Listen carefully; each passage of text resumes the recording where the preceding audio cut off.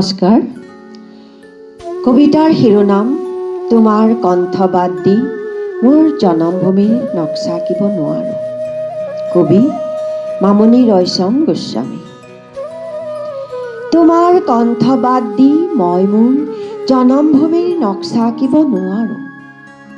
তোমাৰ কণ্ঠ বিয়পি আছে মোৰ আই আকাশত বতাহত, বুঢ়ালৈ তৰ উত্তাল বুকুত ধনশিৰি ৰেশ্মি বালিত, বুঢ়ী দিহিঙৰ ধবল ঘাটত দিখৌৰ তাম্বৰণীয়া ঢলত, লখিমপুৰৰ ৰঙা নদীৰ ৰিহাৰ আচলত জগলীয়াৰ সোণালী পানীত।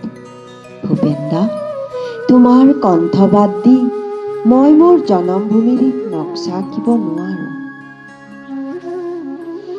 ক'ত জন্ম হ'ল এই কণ্ঠৰ, কৰ্দমত নে অমৃতত? নাই, এয়া মোৰ প্ৰশ্ন নহয়। কিন্তু কেনে কণ্ঠ এয়া, যি কণ্ঠই অমৃত হৈ স্পৰ্শ কৰে মোৰ জনমভূমিৰ অগণন হৃদয়ক। এয়া কেনে কণ্ঠ, যি কণ্ঠই হৃদয়ৰ গহ্বৰত সোমাব জানে, কিন্তু নাজানে ওলাই অহাৰ পথ। মই জানো হৃদয়ক জয় কৰা নাযায় বুদ্ধিৰে নাইবা বাৰুদ আৰু ৰাজনীতিৰ চমৎকাৰ খেলেৰে। হৃদয় জয় কৰা যায় সেই কণ্ঠেৰে, যি কণ্ঠৰ উৎস হয়তো ত্ৰাস আৰু যন্ত্ৰণাত ধৰ ফৰ কৰা বলিশাললৈ নিয়া পহুৰ হৃদয়ৰ গোপন হাহাকাৰত, যি কণ্ঠৰ জন্ম হয়তো অগণন জনগণৰ ক্ষোভ আৰু বেদনাৰে চিৰাচিৰ হোৱা হৃদয়ৰ গোপন কক্ষত। না, এইবোৰ কথা মই নাজানো।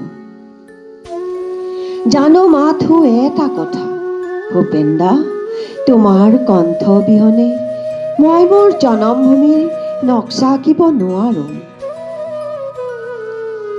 মানুহৰ নখৰ আচুৰে ৰক্তাক্ত কৰা, বাৰুদৰ ধোঁৱাই ধূসৰিত কৰা, সন্দেহ আৰু ত্ৰাসৰ অগ্নিয়ে ভস্মীভূত কৰা মনৰ এই আকাশক তোমাৰ কণ্ঠই দিয়ে মুক্তিৰ মমতাময় শিহৰণ।